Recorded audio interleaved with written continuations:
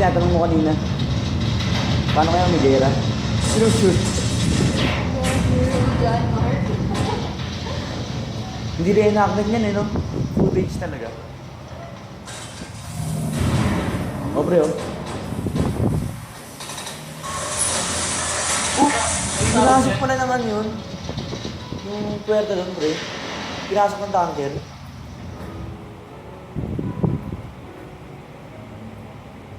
Tanga, pre, pang ano, Call of Duty.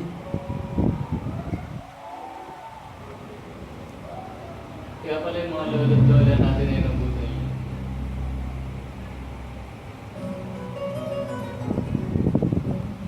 Bakit wala nang nagsasalita? Ano lang pala, intro pa lang.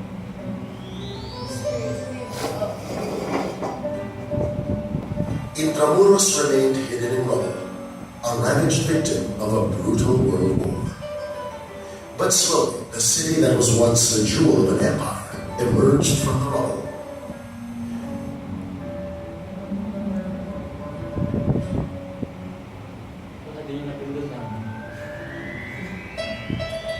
Built in the 16th century by labor conscripted from the Filipino and the Chinese communities, the edifices were elegant adaptations of European structures to the tropical materials and environment. For over 3.5 centuries, Intramuros was the center of a new nation, cobbled by the Spanish colonizers from the diverse islands and cultures of the Philippine archipelago. The walls are what characterize this historic heritage. These encompassed the original city of Manila and gave her the distinctive feature as well as the name Intramuros, within the walls. The 4.5-kilometer wall completely enclosed the city, averaging almost 6 meters high and 4.5 meters thick. It presented a redoubtable barrier against foreign invasions and local uprisings. Built from volcanic stone quarried locally, the walls have endured to this day. And today, through the efforts of the Intramuros administration, almost all of the damaged parts of the walls have been repaired or restored.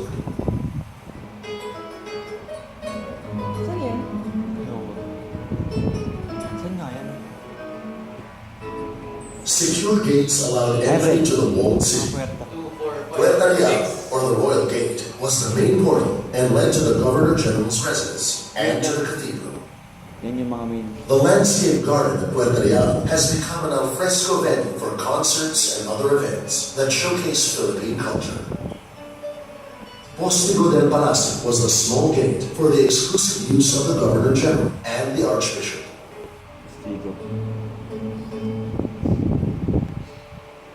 Puerta del Parian was the principal gate leading to the Chinese district, where trade and commerce flourished. Kaya binondo kasi yun nung paglabas ng Parian.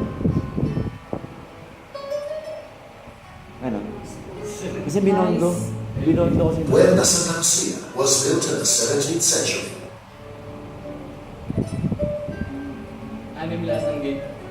To allow access to the Malecon, the promenade by the shore of the Manila Bay. Puerta Isabel II was opened in 1861 to ease the increasing traffic between Intramuros and the rising commercial district of Pinoy.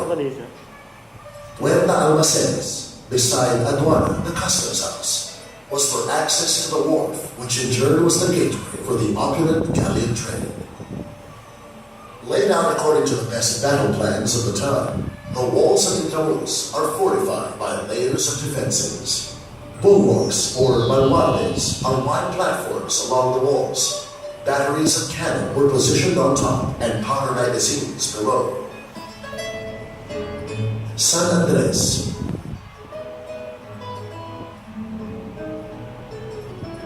San Francisco de Bilao. May kasama yan. San Gabriel. Oo nga, namin yung And San Diego. Di ba natin napupuntahan yan, pre? Which was breached when the British invaders captured the Oh, yung Intramuros sa in Igandad ka na. 1762. Saan yan eh? Ravenins, or Levenines, provided cover for the gates. Plastic Man din, nag-shooting dun eh, Plastic Man. Tandaan ko. The redoubts, or reductos, are small but well-armed independent structures outside the walls that could fire on the advancing enemy or those that have reached the walls. Okay. The main garrison was Fort Santiago, strategically located at the mouth of the Pasig River. Built on the remains of the palisade of Soliman, the Raja of Manila, who defied the Spanish when they landed in 1517. Wala sa Raymond pala. Kasi may tape. Fort Santiago is a citadel protected by its own bulwarks and moat. Bowax. When the Philippines was sold to the United States in 1898, the Americans Ay, needed no? their military headquarters. May ano pre, may bahay sa taas. Fort Santiago now houses the Intramuros Visitor Center, Sa kabila. the Audiovisual Theater, Dito yan. Museum Shop, Sa kabila. the Almacenes Reales as a venue for functions, Stig. and the museum that showcases memorabilia of the Philippine national hero, Dr. Jose Rizal. In the works, the reconstruction of the American Barracks as a restaurant. Ay! Restaurant. Gagawin. As the capital of Spanish colonial Philippines, Intramuros was the hub of government, religion, and culture. The Palacio del Gobernador was the residence of the Governors General. Pre. Residence. The Ayuntamiento housed the colonial administrative offices. O, di ba? Sinabi na. During the American occupation at the turn of the 20th century, it became the legislative building of the Philippine Commonwealth. Commonwealth. Aduana, the customs house at the docks. Adwada. Intendencia, the public treasury. These historic buildings, scheduled for restoration, will significantly add to the character of present-day Intramuros. Kasama yun eh. Intramuros was also the seat of the Catholic Church, the other prime mover of colonization. The Manila Cathedral was the grandest building, and it evolved through the centuries as it suffered fires, earthquakes, and invasions. Here the missionaries, the vanguards of the Catholic faith, built their best churches and convents. Among them, Santo Domingo, San Ignacio, San Francisco, Recoletos. Asa naman yun? Eh, yung picture na natin. Oo. Only San Agustin survived the ravages of the last World War. Kaya pala wala na. And they established schools such as the University of Santo Kung Tomas, makapasok sa museum the Ateneo Municipal, Pre, may San university Juan dyan. de Letran, among others. From these schools emerged the intellectuals who would defy the colonizers. Ibig sabihin yung pinicture natin kanina kaya The USB residences adapted to the tropics. Wooden columns that resisted earthquakes better than stone foundations. Large windows for maximum ventilation. Steep roofs to shed torrential rains. The best examples have been rebuilt in Plaza San Luis, a cluster that includes Casa Manila. Ayun ka sa mga... As the commercial entrepot of Asia, Intramuros allowed its residences to be showcases for the unique melding of cultures. Here, the works of Philippine craftsmen stood side by side with those from Europe and Asia. Ayun ba? The flavor of old Intramuros has been maintained by the restoration of other structures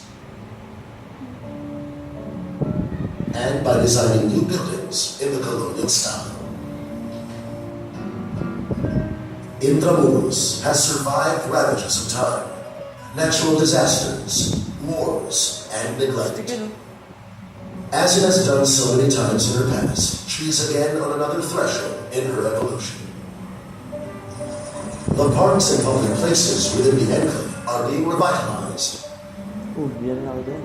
Nakita natin yung nasa labas. Yan. Oo. Hindi na kumandar. Aside from the calesas, motorized tranvias are available for leisurely tours. Kaya nakita rin natin. A full schedule of cultural and art events are slated yearly in the different venues within the walled city. A new maritime museum will rise to house the rich though largely undiscovered nautical tradition of the Philippines. The Church of San Ignacio will be reconstructed and made into a museum for the ecclesiastical collection of the Intramuros administration. As she has done so many times in her past, Intramuros, the walled city, rises again, steadily shedding off the veil that has concealed her charm, revealing to us and the following generations a priceless heritage that resounds through the centuries.